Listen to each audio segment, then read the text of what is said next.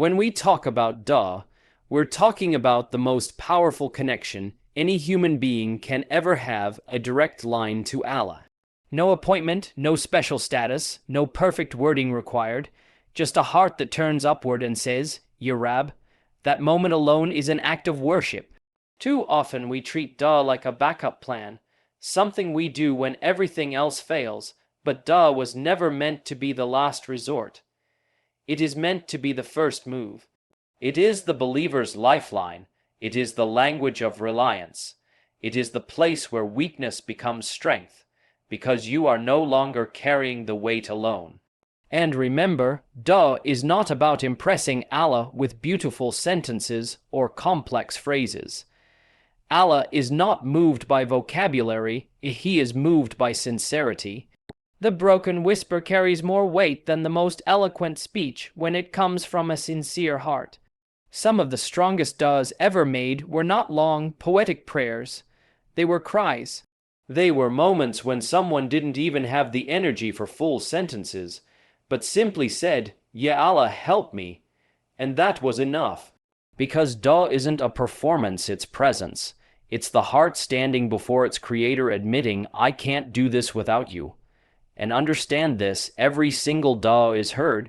Not one falls into the void. Not one is ignored.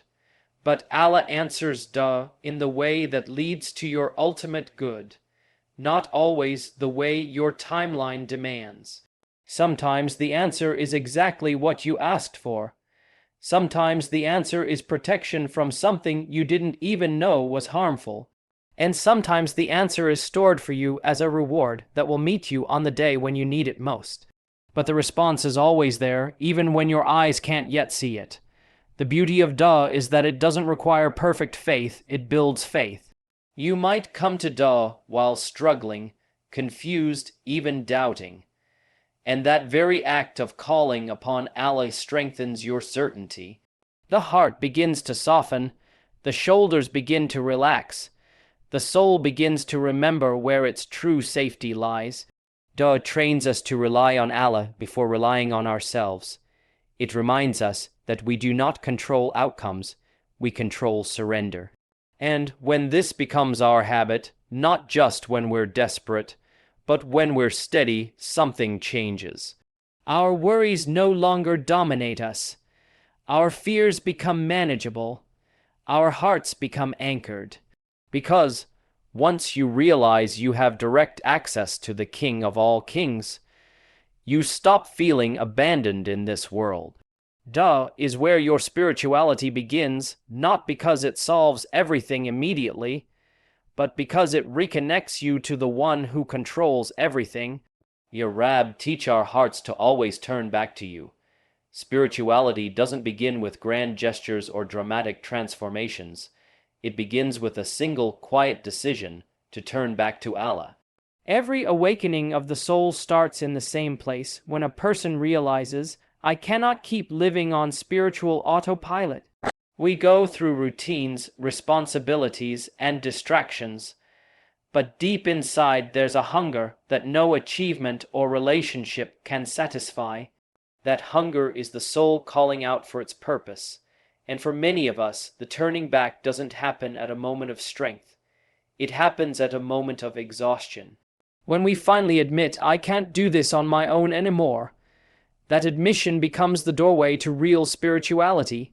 Turning to Allah does not require perfection. You don't wait until you're flawless to reconnect. You reconnect so that Allah can help you heal. Too many people delay their return because they think they have to fix themselves first. But that's backwards. You don't come to Allah once you're clean. You come to Allah to become clean. And this turning back isn't a one-time emotional experience. It is a choice made again and again. Every time you pray when it's hard, lower your gaze when it's tempting, forgive when you're wounded, or make du'a instead of complaining, you are turning back to Allah in that moment.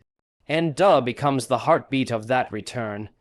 Every sincere call to Allah is a spiritual recalibration, a reminder of who you belong to and where your reliance should be placed.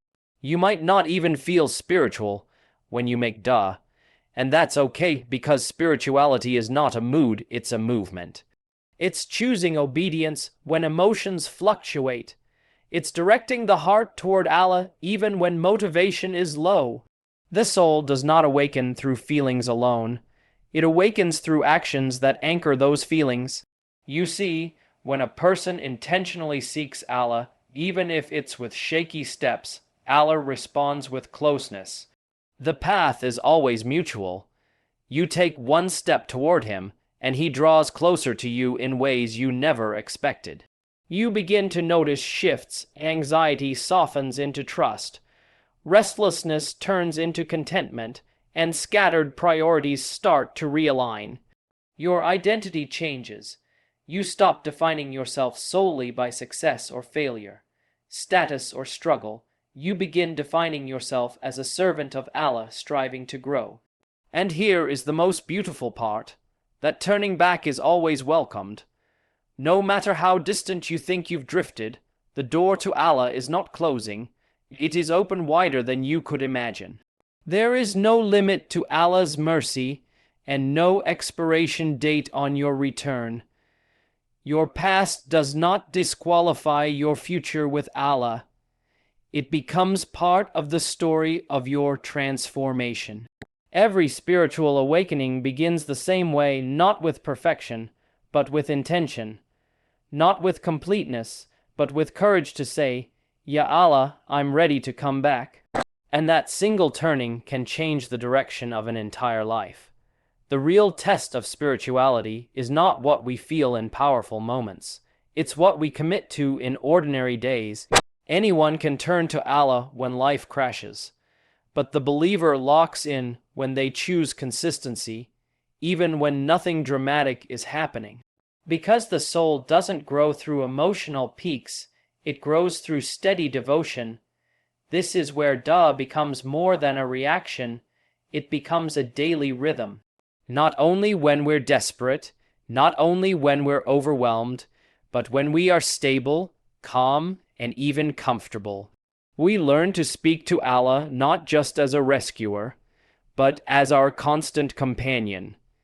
Consistency in dua anchors the heart. Think about how easily the heart drifts. One disappointment can shake it. One distraction can steal focus. One setback can weaken conviction. But when a believer commits to daily dua, the heart is tethered to Allah. That rope of connection keeps us from floating too far into doubt or despair.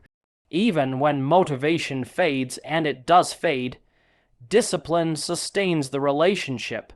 Because spirituality isn't built on how inspired you feel. It is built on what you do when inspiration is absent.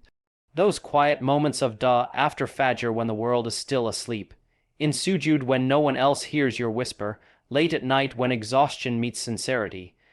Those are the moments that shape the soul the most. They don't look impressive to anyone else, but they build strength inside you that nobody can take away. You may not see immediate changes, but something unseen is happening. Your heart is softening, your trust is deepening, and your patience is growing. You begin to respond differently to stress. You start turning to Allah instead of turning inward. You learn to pause before reacting. That is the effect of consistency, and understand this, locking in does not mean being perfect. Some days your dua will feel deep and focused. Other days it might feel rushed or distracted, and that's fine. Consistency is not about quality alone, it's about showing up. A distracted dua is still a connection. A tired dua is still a declaration of reliance.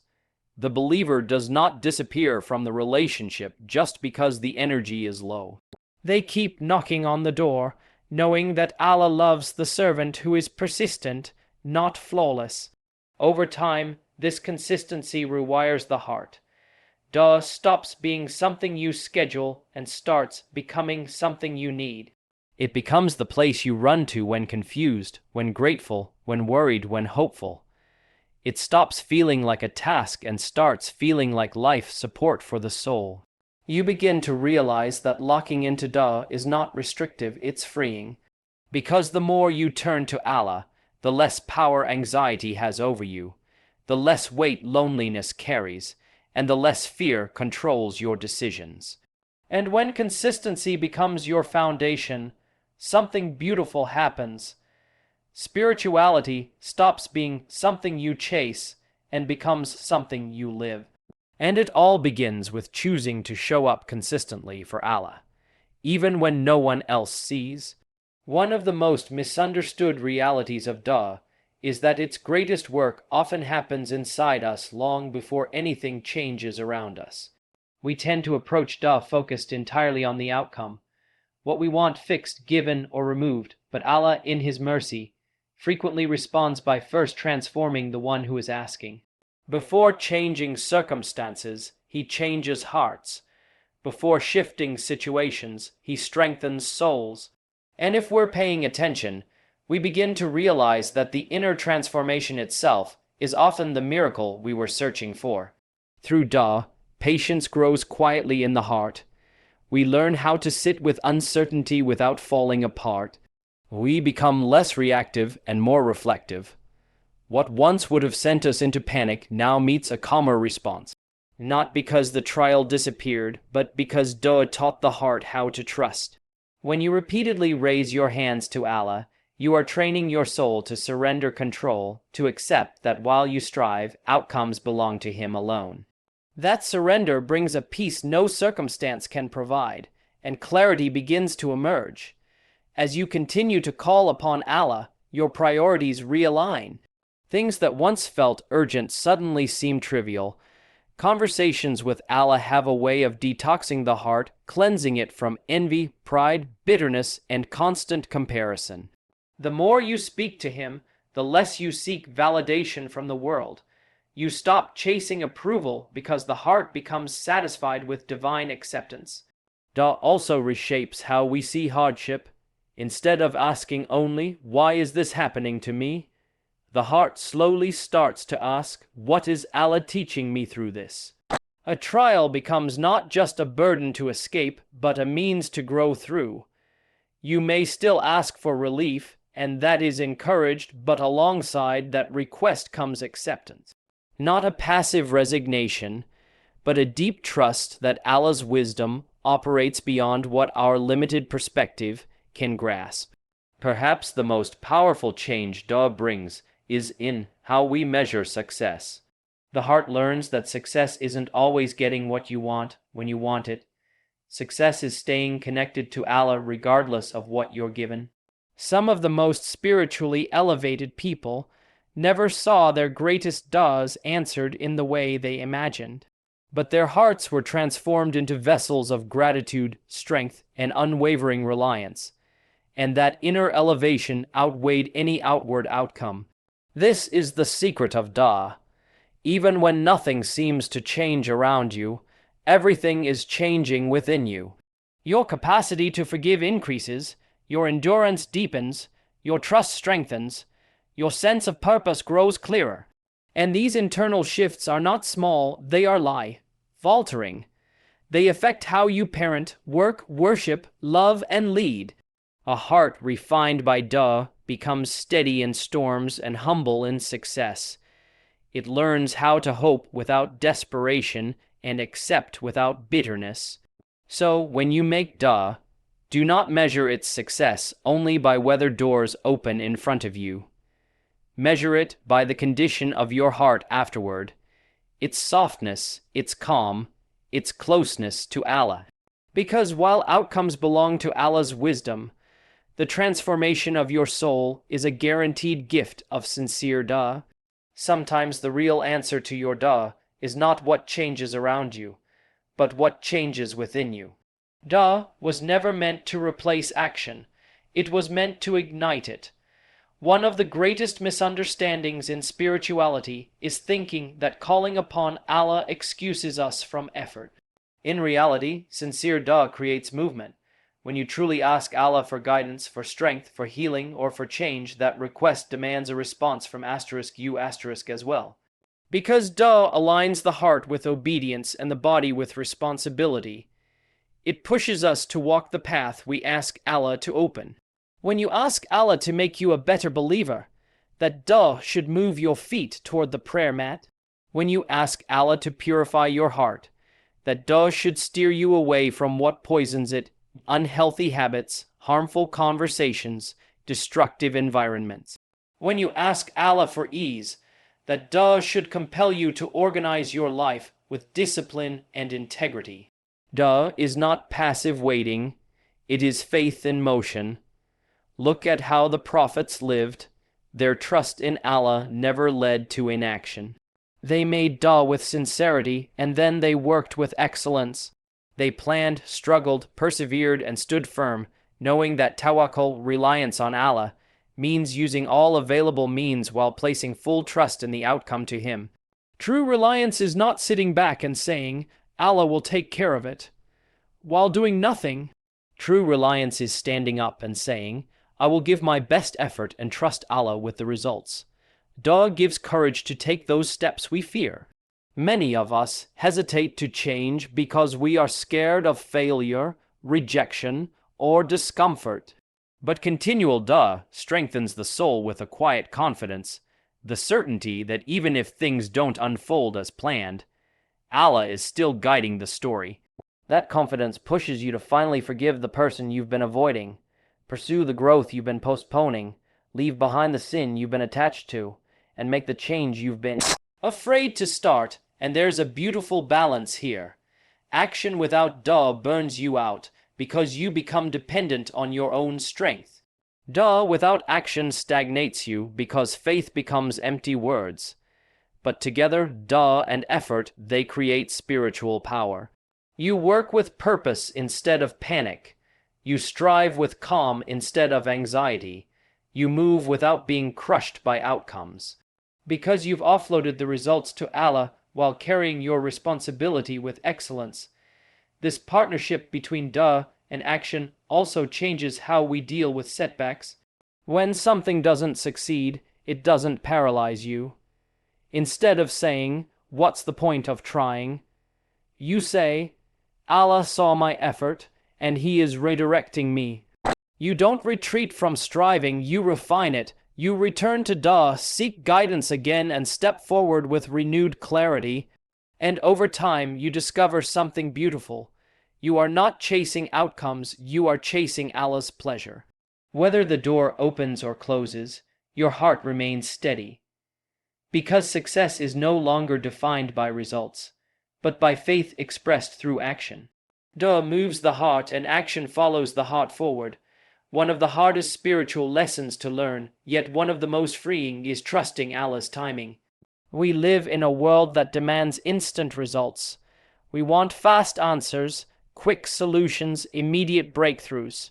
And when those don't come, we assume something is wrong, either with the duh itself or with us. But divine timing was never designed to match human impatience. Allah sees the full picture while we see only the moment in front of us. He knows when the heart is ready, when the soul is prepared, and when the opening will lead to blessing rather than harm. Delays are not denials. A closed door today may be protection. A postponed answer may be preparation. A trial that lingers may be molding the strength you didn't know you needed yet. Sometimes Allah withholds what we ask for not because we don't deserve it, but because receiving it too early would damage us. Duh teaches us to trust not only Allah's power but His wisdom, and that trust, tawakkul, becomes the deepest form of peace. As we persist in duh, our perspective begins to change. We stop watching the clock and start watching our hearts.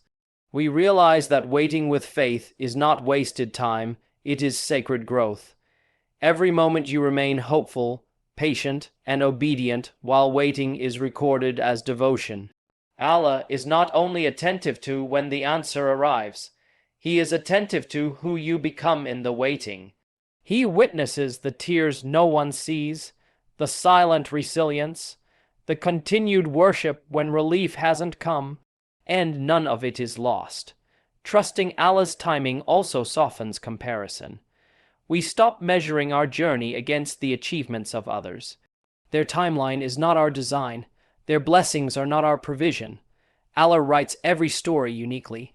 The delay you endure may be crafting a depth they never needed to develop, and the lesson you are learning now may become the source of strength and wisdom that shapes your future service to others. When trust deepens, so does contentment. You still make dua, you still work and strive, but your heart is no longer restless. You stop obsessing over outcomes and begin focusing on obedience. You're no longer asking, "Why hasn't this happened yet?" but instead, "How can I remain close to Allah while I wait?" That shift transforms spirituality from frustration into fulfillment. And something remarkable occurs.